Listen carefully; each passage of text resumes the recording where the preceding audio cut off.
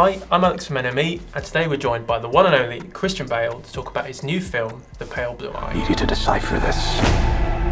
Rumor has it they're instructions for immortality.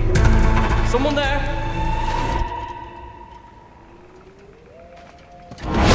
There's a scene in it where you're kind of manhandling a corpse in what is basically a bathtub. Oh, yeah. You're snapping fingers, you're kind of cracking limbs.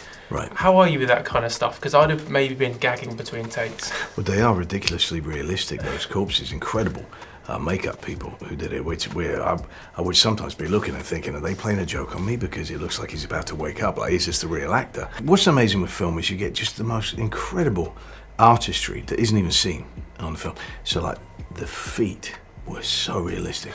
And I was sitting there and I started tickling them. Because I was like, it's him, isn't it? It's him. They're playing a joke on me. He's going to wake up. So I started trying to tickle it like that because they look so real. It's absolutely amazing. His heart was carved from his chest. What type of fella could do this? It'd have to be A bad man. On a more morbid kind of tone, Yeah, let's go there. a central theme of Edgar Allan Poe's work and this film is kind of whether good people can do bad things and under pressure anyone can like commit terrible deeds. Right. What does Christian Bale think about that? Absolutely true. Right, yeah, the context and life story and, people being able to be pushed to very dark corners of their minds. And certainly with this character, with Augustus Landor, it's what's really interesting about him because he's someone who is kind of trying to convince Poe that he's a good man and he's done good things.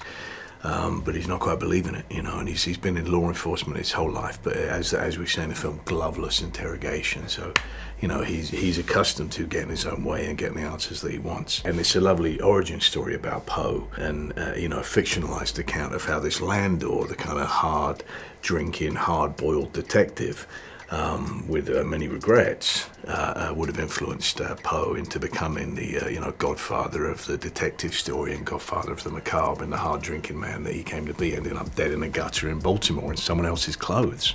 Is it true? You once elicited a confession with nothing more than a piercing look. With enough patience, a suspect will often interrogate himself. Harry Melling's character, Poe, is talking to you and saying that he heard that you once elicited a confession from someone just with one stare. Did you practice that stare in the mirror? I look in the mirror as little as possible, but one thing that's interesting is some directors, they'll have you do scenes without talking, right? You'll have a scripted scene, but then they'll just go, hey, let's just do it with no dialogue this time. Let's just look and see what happens, and you do that. And sometimes it's awful, and other times you get really interesting things out of it, of what happens when people, because we all, like you and I right now, we'll look at each other for a little bit, but if it goes beyond a certain amount of time, it starts getting weird, doesn't it? So if you go to that point where, it's gone really weird, but then keep pushing through it, sometimes interesting things happen. Yeah. That was good, yeah. I was about to confess, so. Another cadet is missing.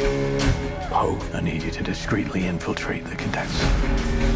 What is this? Blood, symbols, rituals. Oh my lord. This is your first Netflix film. It does have a short theatrical window. Yeah. Is that something that's important to you that people can see it on the big screen? I think, look, for Master's sake, it's beautifully shot. Obviously, any DP is really going to want people to see it on a big screen. So I'm totally happy with that. For me, the only thing I've got any kind of control over at all is the process of making it. And I had a wonderful time, doing this. How do you tend to watch stuff? Are you a binger on the sofa on a weekend? I never used to be, but I've started to be recently, yeah. What did you binge recently? This is not binging, but I love watching MotoGP. That's my thing. I love watching motorcycle racing, but there's that thing, White Lotus. Yeah, the theme tune. I think it goes around my head all day long. Oh, it does?